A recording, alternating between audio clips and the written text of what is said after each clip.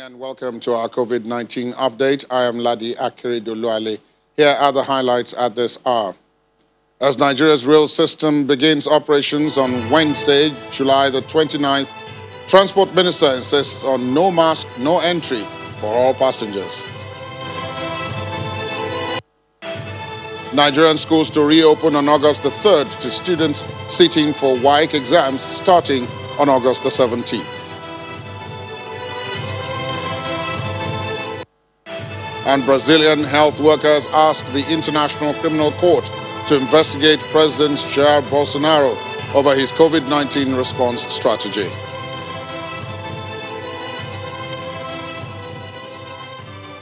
The federal government has extended the phase 2 of the ease of lockdown by 1 week from July the 29th to August the 5th. This was announced by the chairman of the Presidential Task Force on COVID-19 and Secretary to the Government of the Federation, Mr. Boss Mustafa, at today's briefing in Abuja. He explained that the decision became necessary as it comes during the Salah celebrations to prevent a worsening situation with regards to the spread of COVID-19. The Presidential Task Force has continued to evaluate the developments as well as the level of compliance nationwide and has regrettably come to the inevitable conclusion that majority of Nigerians, irrespective of status, creed, and level of education, continue to live in denial on the virulent nature of the virus and consistently breach the guidelines and non-pharmaceutical measures put in place. We informed you 2 weeks ago that the process of submitting the 6th interim report and recommendations for next steps had commenced. The Presidential Task Force has reached advanced stages of the process. It has also considered that due to the upcoming Salah, Eid al-Kabir festivities, which coincides with the expiration of the current phase, it will be prudent to extend by 1 week from 29th July till Thursday, 6th August 2020.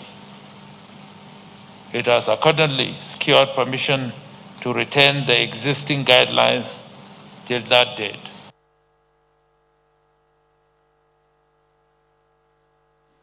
Meanwhile, the Federal Ministry of Education has ordered the reopening of schools, but for students in exit classes for August the 3rd. A statement released by the ministry states that the decision to reopen the schools for such category of students was reached at the end of a virtual meeting by officials, honorable commissioners of education of the 36 states, the Nigerian Union of Teachers, and proprietors of private schools. The Minister of State for Education, Mr. Emeka Wajuba, today at the PTF briefing, says students in senior secondary school final class will have only 2 weeks to prepare for the West African Examination Council exams scheduled to start on August the 17th. All the state commissioners and governors have agreed that all schools will open in Nigeria from the 3rd of August. This is to prepare our students for WAEC exams, which will begin on the 17th of August. Now, this varies the timetable we had indicated earlier by as much as 2 weeks. What the agreement entails is that WAEC West Africa and all the countries that are in it have agreed that the exams will proceed, but that the exams that are peculiar to Nigeria will be taken from the 5th of September through to the 14th of September. The exams that are common to all the countries of West Africa will proceed as previously published on the 17th. Nigeria will then proceed to domesticate its own timetable for the exams. This has today been accepted by every state in Nigeria and endorsed by the PTF today at our meeting. Wearing a mask may seem very cumbersome, but I promise you it is less cumbersome than being on a ventilator. Those are the words of the Director General of the Nigeria Center for Disease Control, the NCDC, Dr. Chikwe Ihekwazu, while speaking during today's PTF briefing. Dr. Ihekwazu advised Nigerians on the need to take responsibility during this period to reduce the risks of community infection. Mr. President agreed to ease some of the lockdown measures, not because we wanted to, but because we had to. Because we had to stay alive. But to stay alive, we also have to do some basics. Wearing a mask might seem very cumbersome, but I promise you, it's less cumbersome than being on a ventilator. It's less cumbersome than being on a ventilator. Over the last few weeks, many of you would have heard stories of survivors. But there are many stories that could have been told that you have not heard. Stories of those that have passed away. Many of us have become desensitized about the messages because we say them so often, over and over again, for the past 6 months. Even for us coming out here every day to speak, sometimes it is a challenge, having to say the same things over and over again, asking all of us to take responsibility, to do the best that we can. So, we continue to do that, recognizing the efforts of many frontline health workers across the country that are working every day. As we intensify our risk communication efforts and messages, try different techniques, use different media, try and say the same things using different means, different words, the message is still the same. We must do our best to protect each other. Ahead of the Eid al-Kabir celebrations, the national coordinator of the Presidential Task Force on COVID-19, Dr. Sani Aliyu, has urged Muslims to remember that the COVID-19 protocols remain in force. During today's briefing, Dr. Aliyu appealed to clerics not to allow people into mosques without face masks and to ensure that the total duration for prayers, including sermons, do not exceed 1 hour. He also appealed to people who feel unwell or show symptoms of COVID-19 to stay at home to support measures aimed at curbing the spread of the virus. The PTF understands that Eid al-Kabir is a major celebration for Muslims globally. We would nevertheless want to remind us all that the safety guidelines for the second phase of the ease of lockdown is still in place for the purpose of public safety. In fact, the protocol we have designed with regards to places of worship remains effective as at the time we opened the mosques and churches. For this reason, the PTF strongly advises against mass public gatherings in any form. Safety is important. Infection control measures must be observed in public spaces at all times. We urge states and religious bodies to make specific determination and recommendations regarding Eid congregation in their respective states. As mentioned by the chairman earlier on, we are aware of some states have already put out guidance, and for those that have restricted celebrations, we are grateful for the proactive step they have taken. It's important to note that coronavirus continues to be a significant threat to all of us and to our way of life. We know that it does not discriminate. We know that it doesn't really care whether or not you are celebrating Salah. We are all susceptible and we need to take care. Also, every passenger hoping to board a train must don a face mask, have a hand sanitizer, and restrict movements on such trains. These are the conditions the Minister of Transportation, Rotimi Amechi, read out to passengers of a possible rail service today during the Presidential Task Force briefing in Abuja. Mr. Amechi, who was speaking at the briefing for the first time, said the implementation of physical distancing, a prominent measure to control COVID-19 transmission, has reduced the number of passengers that can be served and has forced the government to increase the ticket fares when the operations resume. We will allow this type of mask.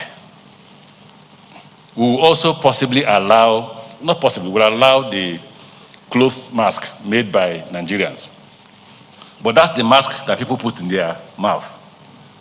So when you're getting the locally made mask, it must be such that covers both nose and mouth.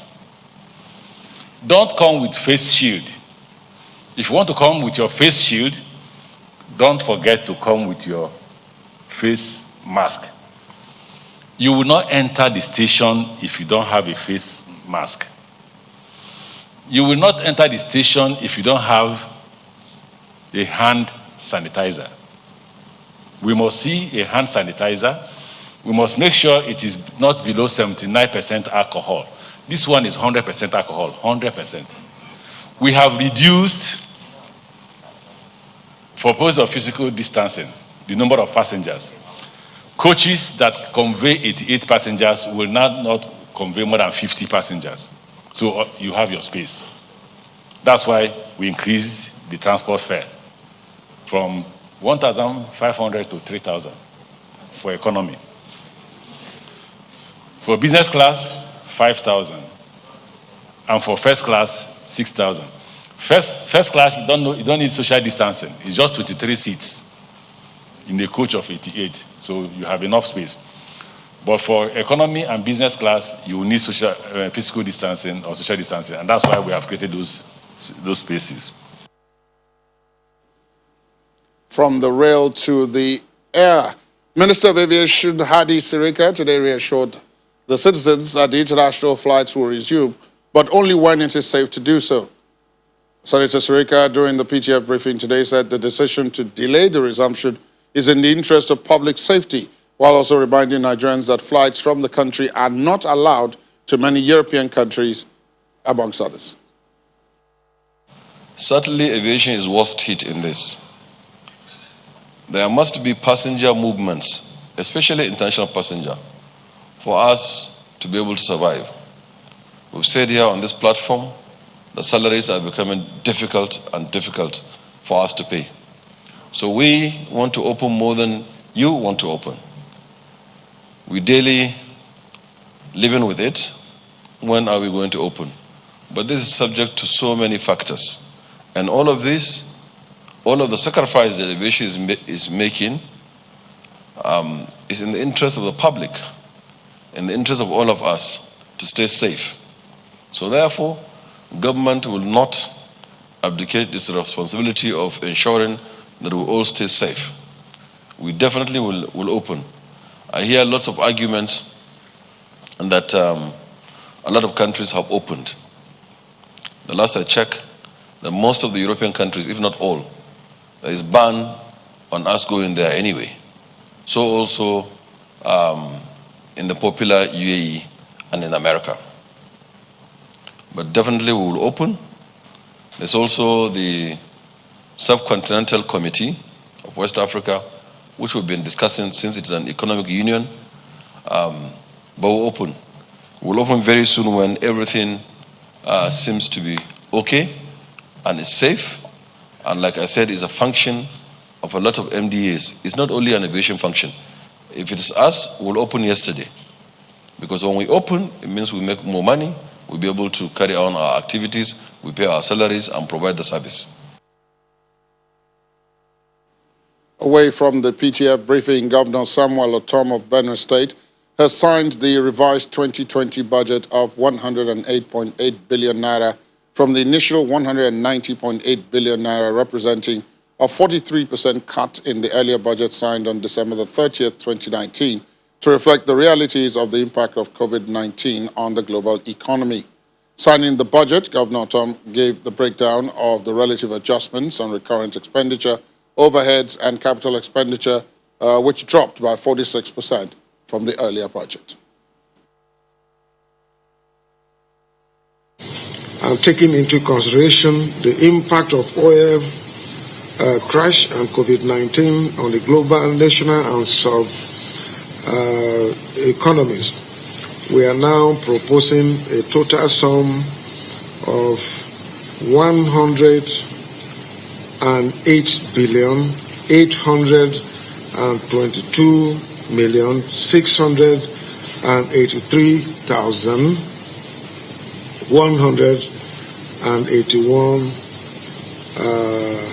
naira only for approval as reverse estimate aggregates revenue from the source in the fiscal year 2020.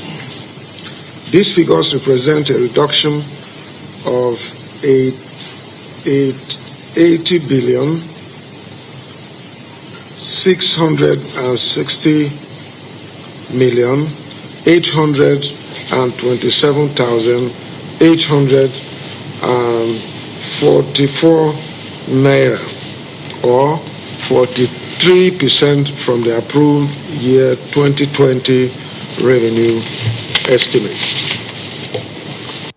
People affected by humanitarian crisis, particularly those displaced and who are living in communal settings, are often faced with challenges, including vulnerabilities distinct from those of the general population. These vulnerabilities are further heightened by the disparate health and socio-economic impact of COVID-19. As recently reported by the International Displacement Monitoring Center, global figures of internally displaced persons reached an all-time high at the end of 2019. According to the International Organization for Migration, by the 25th of June 2020, there were only 2 cases of COVID-19 in Nigeria. The IOM says this is most likely that the number of COVID-19 cases amongst IDP populations is very largely underreported. I'm now being joined by Air Jonathan, co-founder of the Sensor Empowerment Foundation. She joins us via Skype from Lekki in Lagos. Good evening and thank you for your time. We did say that you would be back sometime soon. Thank you. Good evening and thank you for having us back. The IDP situation, between the time we spoke a couple of weeks ago, a couple of months ago actually, and now, there doesn't seem to have been much movement on it. If, as at the end of June, we're reporting only 2 COVID-19 cases amongst the entire population. What do you make of that? I think we need to look at those figures again. The case is really that, indeed, there's underreporting. We're really not even testing as we should, even for the normal population. I mean, in a country our size, we have 266,300 and something cases at this time. That's the same case, or roughly the same amount Rwanda has, right? So we need to understand the context. So we're saying we've tested less than even, 1%, less than 1.5% of our population. That's general population. So when we come to the IDPs who have their own unique set of challenges, we know that in Borno, Adamawa, and Yobe states, they have recorded COVID-19 cases. This was as at 2nd of July. Now, unfortunately, we do not know the exact number, and we're trying to find out. But those are there. So we need to revise those figures and just try and kind of we need more information from those camps. Basically, that's another thing. Information just does not flow. So there is, when we say movement, unfortunately, is in a negative direction. The other thing is there's hugely negative impact. So, before COVID, we had about over 3 million people who were going to become food insecure, i.e., it's bad enough. We know about the high rates of poverty, but then hunger, especially among IDPs. As of now, the numbers have almost doubled. We now have up to 7 million people. And these figures are largely even among the IDP population, or people who are affected, rather, up in the northeast. So extrapolate that to the middle belt, extrapolate that to places like southern Kaduna, where there's intense attacks on those populations right now, daily, even though there are curfews in place, and people are actually displaced. We're not getting enough information on that. We're trying to see what we can do in that regard, and see how we can go into those communities and support them. But there's a lot of... Let me put you on pause. Let me put you on pause. We've got to take a quick break. Sure. Please hold those thoughts. When we come back from the break, I'll allow you to conclude it, and then I'll ask you a follow-up. Please stay on with us.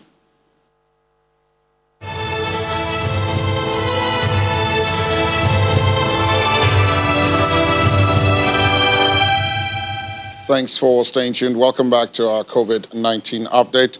Before the break, we were speaking to Air Jonathan, co-founder of the CESO Empowerment Foundation, and the topic was the situation with IDPs and COVID-19. Now, before the break, you were talking about extrapolation of figures in the various trouble spots across the country. But may I ask, at the situation is now, right now, as we are in the studio discussing this, has there been any noticeable movement in terms of the testing you talked about, in terms of the conditions under which the IDPs are living, which some have described as a veritable breeding ground for something like COVID-19? Absolutely. I mean, in our work, we've not seen, quite honestly, we've not seen like a huge upsurge of people getting suddenly sick or having major symptoms of that nature. To the credit of many of agencies, some government agencies as well, they went in very quickly and tried to educate IDPs, and we've done that as well about masks, the use of masks. So in our programs, they come, they have masks, they educate, we talk about it. Unfortunately, the preventive measures, washing your hands with water, those challenges still remain.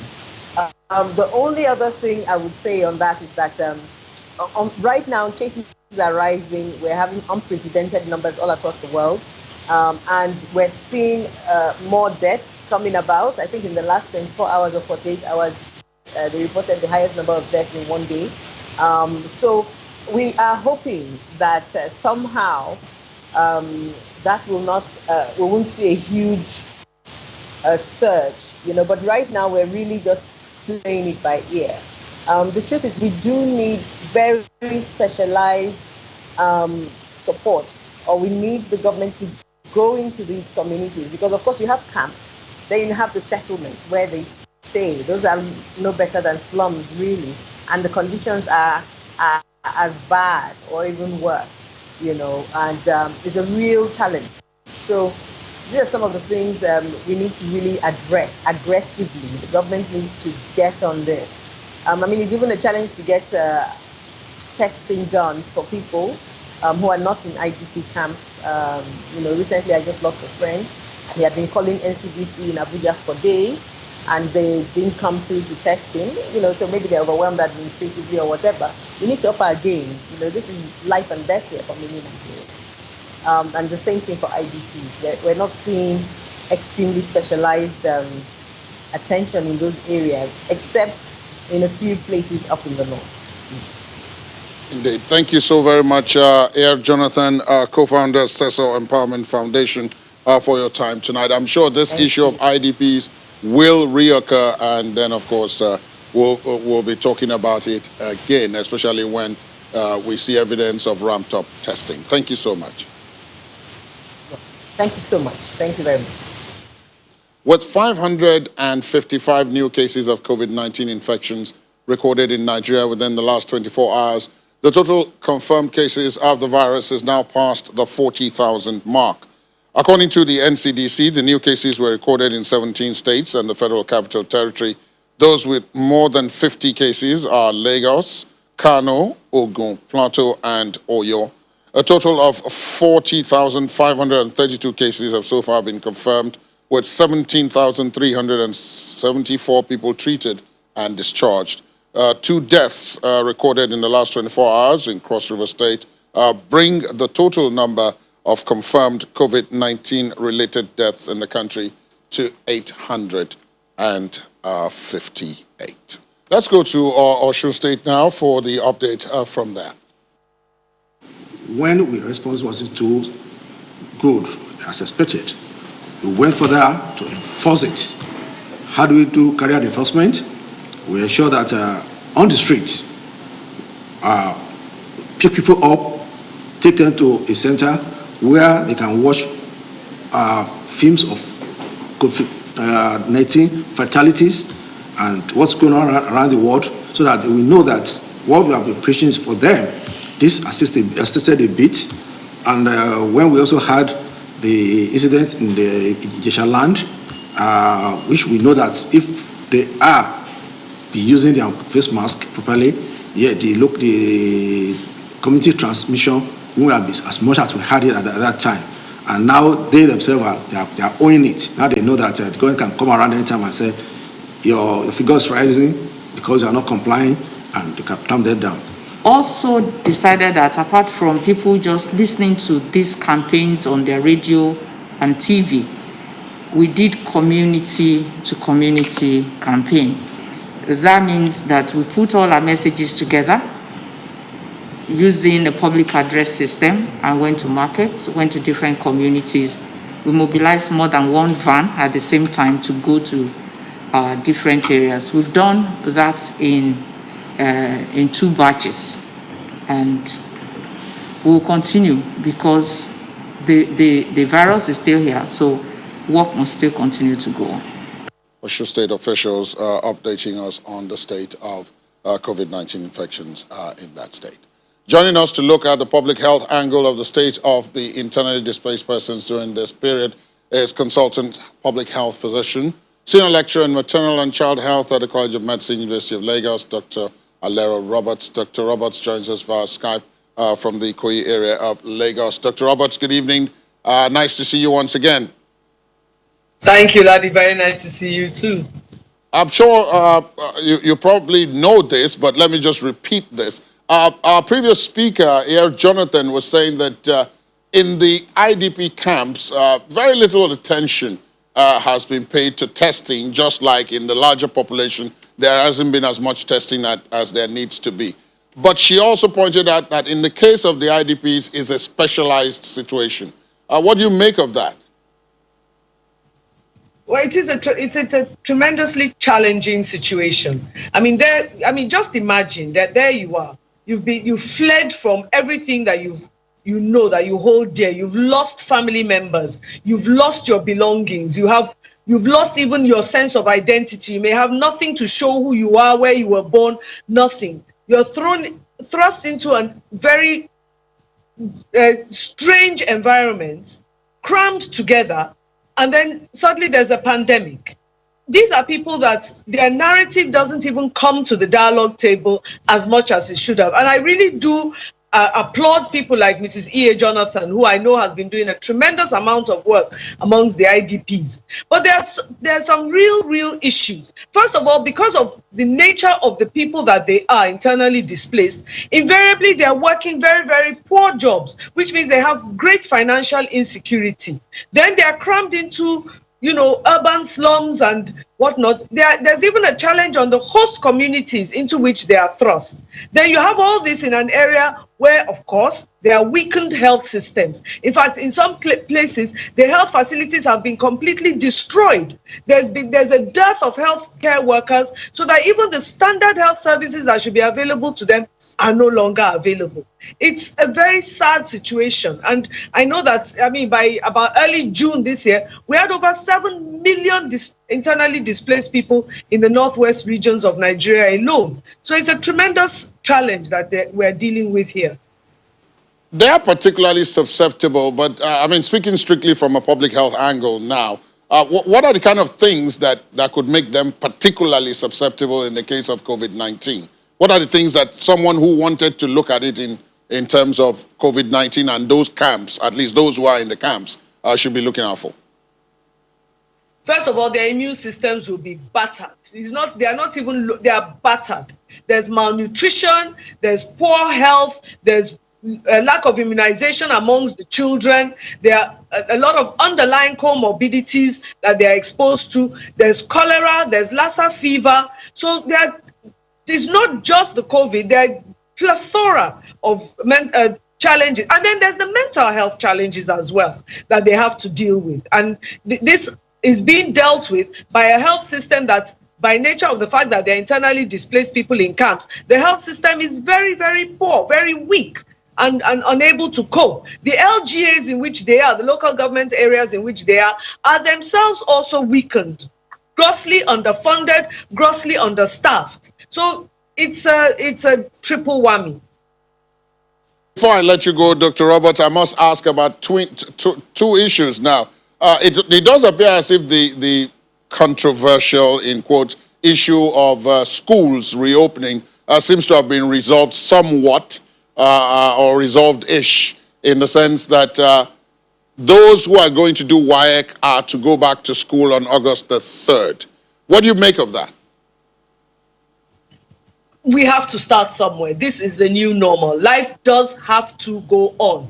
And you are right, resolved-ish, because we still don't see where schools that need support to have water and sanitation hygiene systems put in, that has been done. Whether the teachers have been trained on what to do, how to recognize danger signs, not just amongst the children, even amongst themselves. Are there referral systems put in place to the nearest health facility? So it's a way forward. It's fantastic. It has to start. Is it perfect? By no means, no. But at least it's a start. And once we know what to do, as the challenges come up, we will have to address them. Julia, to the rail system, which is also expected to reopen on Wednesday. It's going to help the economy. It's going to help the growth of the economy. We've got a tremendous challenge going on there too. I think the guidelines and the processes that have been put in place, I did hear the Minister for Transport speaking. I think they are more than adequate. At the end of the day, it boils down to us as people prepared to take collective responsibility, maintain the physical distance, wear a mask or face covering, and wash hands frequently and regularly. We have to take personal responsibility. Government cannot do everything for us, including take us to toilet and eat our food for us. We have to take personal responsibility, and as long as everybody takes that collective responsibility, we are in a good position to overcome this virus. Thank you very much, Dr. Roberts. As always, so much to chew from discussing with you. Thank you so much this evening for your time on the program. Thank you for having me. Let's leave our shores and go to the continent in South Africa. We have a number of headliners all related to the fight against COVID-19, from an IMF loan to allegations of contract irregularities for PPE procurement. Our South Africa Bureau Chief, Betty Dibia, will tell us more, but first, her report on informal settlements and the fight against COVID-19. South Africa is neither at war nor experiencing insurgency, so there are no camps for internally displaced persons. But there are many formal and semi-informal settlements across the country. Most of them are often illegally built on municipal land grabbed for makeshift-looking permanent shelter. They are home to a large percentage of the country's impoverished population, mostly just outside the big cities. Waterworks, outskirts of Soweto, is one of such. No signpost welcomes you, nor is there electricity, adequate policing, running water, or adequate sanitation. Mobile toilets serve the many households. Water supplied by government is in this tank. It's for all who need it when it comes. Now it's filled, the community watches it waste. Government must come to see this area, because this area is needed too much more support. There's no job, and the corona take our job. So I don't know what to do. Unemployment is high here, and they look to government for a 350 Rand grant, which is yet to go round. It's like other people are getting it, other they don't. So we don't know what's going on about that thing. For unemployed Thomas Gabotlwelwe, life under COVID-19 has been tough. He lives alone in this space, but he doesn't see much social distancing around him. The residents here, like most, all know the A to Z of COVID-19 and the regulations to combat the spread. but their reality of lack and little hope to have make adherence quite difficult. It's very difficult because some of us, we can't afford the sanitizers. We don't have water here. We can't afford sanitizers. We can't afford this soap wash. Like I said, life is very difficult. The chances to get corona here, it's very high in this place. Government has a reblocking program to improve spacing, social distancing, and living conditions, but that doesn't seem to have gone far enough yet. With nearly 500,000 confirmed cases and a rising death toll heading towards 7,000, it's still an uphill task for government to contain community spread in places like this, despite the current 58% recovery rate in the country. From Johannesburg, South Africa, Betty Dibia, Channels Television News. Betty joins us now via Skype from Johannesburg, the commercial capital. Good evening, Betty. Nice to see you again. Trust you're keeping safe. Sure, I hope you are too. Good evening. IMF loan, what has this got to do with COVID-19? Well, the IMF loan is part of the reach out efforts that the government had made to get money from financial institutions, global financial institutions, to help them bolster the economy as well as help in the fight against COVID-19. So this evening, the IMF board had announced the approval of that application by South Africa, $4.3 billion under the rapid financing instrument, emergency financial support. The government says it's a low interest loan, but a lot of people, it's been received with mixed reactions. But the main thing is for the government to use that to support health and frontline sectors, protect the vulnerable, drive job creation, unlock economic growth, and the like. So that is where we are. We just got that this evening, and everybody is reacting. Tomorrow we'll hear more of what people have to say about that. Then, of course, there's the issue of, I don't know, back here in the country, we call it some form of scam concerning PPE procurement. Well, remember when the president spoke last Thursday, he gave a proclamation saying that the SIU, that's the Special Investigating Unit, should look into all the allegations of irregular contract processes in the country. We understand at this moment you have over 80, about 90 cases and allegations at this point, and one of them involving the presidential spokesperson, Ms. Kusela Diko, who has this evening asked for leave of absence for some time for the issue involving her and her husband to be investigated. It said that a company in which her husband is a director had procured a contract to the tune of 125 million rand for the procurement of PPEs, among others. She says that this never got to happen. There were two promissory statements or letters, but that never happened. But the fact that it even was about to happen is the issue. And she's now stepped down for some time. There's an acting official in her place as at this evening. So that's what we're looking at. The Special Investigating Unit is looking at so many others, not just that. We have the MEC, that's equivalent of Commissioner for Health in Gauteng province, Dr. Bandile Masuku, also trying to defend himself and his wife for alleged involvement in the procurement contracts. So people are worried about some of these contracts. Well, we are hearing reports, I don't know how true they are or if you've heard them from there, that the external visitors, people with tourist visas, will not be allowed into the country until January 2021. Well, it was just in the interview that the Minister for Tourism granted today. We heard that on radio where she was saying that the external tourists may not be allowed till January. That hasn't been announced by the COVID command council. So we don't have full confirmation of that yet, but we're still looking. But as at now, the international aviation industry, international aspect of aviation hasn't been open in the country, and there is no talk about that just yet, just local aviation. Thank you very much, Betty, for that update and for your time. Please do continue to stay safe out there. Thank you very much. Brazilian health workers have reached out to the International Criminal Court in The Hague to investigate President Jair Bolsonaro's government over its handling of the COVID-19 pandemic. The petition is coming from a group claiming to represent more than 1 million healthcare staff, which handed a dossier of evidence to the court. It alleges that government negligence has contributed to the deaths of tens of thousands of people. Brazil has recorded nearly 2.5 million infections and is second to the United States in terms of cases and deaths from COVID-19. This comes as the UK becomes the 9th country to pass 300,000 confirmed cases for COVID-19.